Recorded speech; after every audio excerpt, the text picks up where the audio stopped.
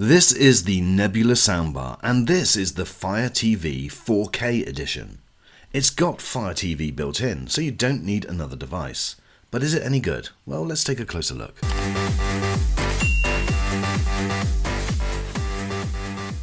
So my friends, just for full disclosure, I bought this with my own money. I'm not being asked to say anything about it, good or bad, and so therefore my thoughts are my own.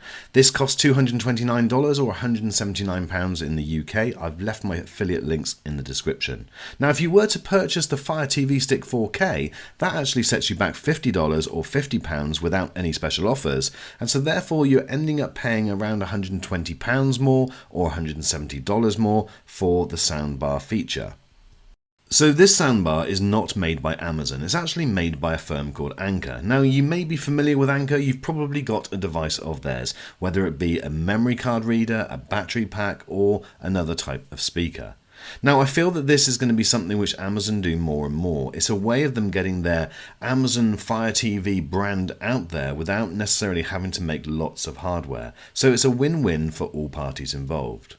Now the quality of this device is stunning. It's quite weighty. I think it weighs around about 3.5 to 4 kilos, but it really does feel premium. It's got the same fabric type material which wraps around the other Echo devices, so it really does feel part of the Amazon family.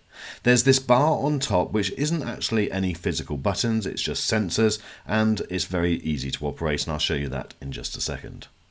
On either side of the soundbar you have these bass reflex ports which do give a good quality bass, and I'll show you that as well. And then on the front you do have to have some big red label which gives the name. Why? I really don't know. Why that couldn't be in the same grey or just not there at all, it would look so much better.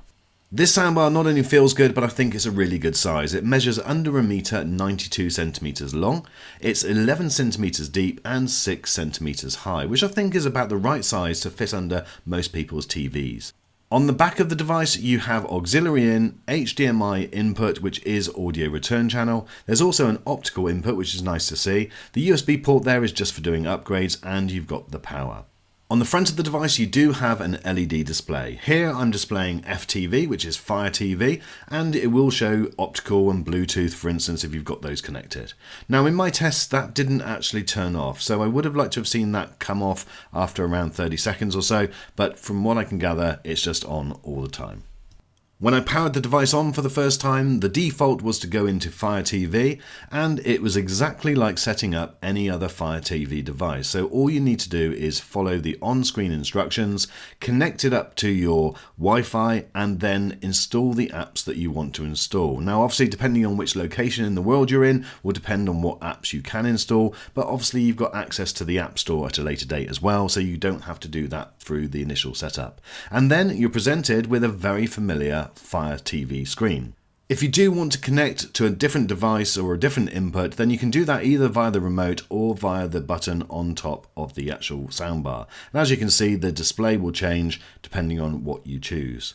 You can set the soundbar up as a standard Bluetooth speaker very simply, either via the remote or via the button on top. Just send it to BT, which stands obviously for Bluetooth, and then in your actual phone settings or whatever the device is, you'll see it will say Nebula Soundbar Fire TV Edition. Once you've connected, you're ready to play music. So the rest of the sounds that you're going to hear in this video comes directly from the soundbar recorded with my Rode mic.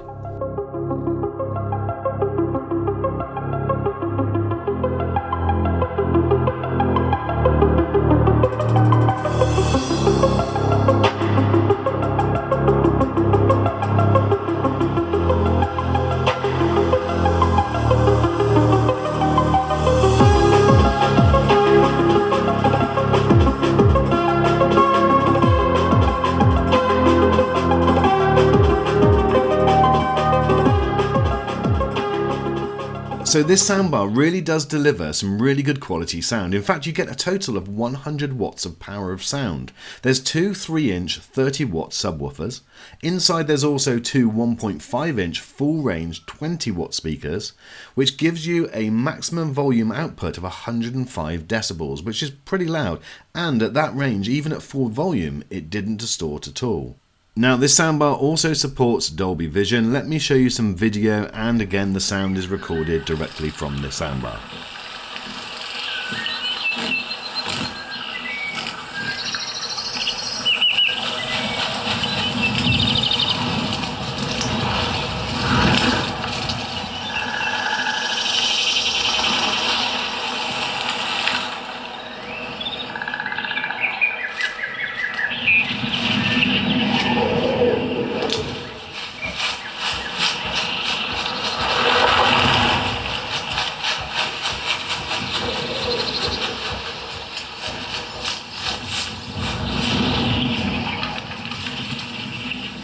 So the sound quality of this soundbar is pretty good, but I don't think it's as good as the Echo Studio, which I reviewed just a few days ago, and I'll leave the link to that review up above. And again, that can also hook up to a Fire TV stick or a Fire Cube, but obviously that means that you do have to buy that separately. But this is pretty good, and let me show you a little bit more now of what it can do. You call me a saint, but you know I'm a stranger, all willing and able to do what you want. Right now, you're listening to where cinematic audio has been. Because we are so used to hearing sound this way, we don't notice that it is merely a fraction of what its potential could be. But what if sound could be extraordinary? Again. Engines are up and burning. Opening mid doors for secondary deployment. 2 more away. What if sound could be captivating, subtle, authentic? What if sound could be deeper? If you do want to tweak the sound a little bit more, then you can adjust the bass and the treble either on top by pressing the equalizer button or by pressing it on the actual remote control. And you can do different movie modes like music, movie, voice, and so therefore you're getting a different arrangement of sound. There is also this spatial thing, which is spatial sound on or off, and again I thought it was okay. It didn't really sound great being on, and so therefore I left it off, and I didn't notice major differences between the different movie, voice or music modes. So again, I think that's just down to personal choice, and it's down to you whether you like it or not. The remote control which comes with this soundbar is like a Fire Stick's remote control but on steroids. You've got lots of extra buttons in terms of the settings, and you've also got those direct buttons for Prime Video, Netflix, Amazon Music, and also direct to your applications. So in summary, my friends, I think this is about a 7 out of 10. It's got some pros and it's got some cons. It's a great all-in-one device. Having a great sound, considering it's not got a sub, is great. And also, obviously, having the Fire TV built in.